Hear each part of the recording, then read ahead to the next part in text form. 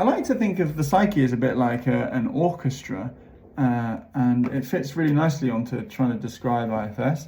So if you imagine that you've got an issue in your life and you're stuck trying to deal with it in a particular kind of way that isn't working, it's a bit like the equivalent of a musician in the orchestra, like trying to do a solo when it's not their job. So maybe you've got this trombonist that's just going like nuts to try and like fill in this gap that it sees that needs to happen.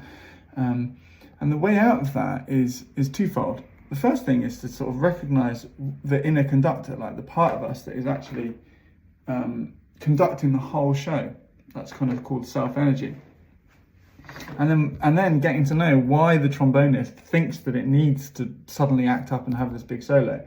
That maybe that if the trombonist was to quieten down and start to listen a bit to what else is going on, that actually the violinist might have a bit more chance to play their piece.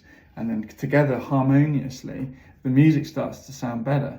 And then the conductor can go, and go. And then the trombonist gets its moment to shine and it's fantastic. And then it sits back again and like goes back into the bigger picture music. And then all of the musicians in the orchestra starts to just kind of relax and trust that the bigger picture of the music is being served because there's this conductor up front that kind of has this big overview. So yeah, that happens internally. Like we've got all of these different aspects of us that are playing different tunes. And the question is how harmoniously are they interacting with each other when they come online to play their piece, when they're set back and relax and let someone else play. And by developing more of a sense of agency and a sense of conductoring internally, the music starts to sound better and life starts to get easier in there.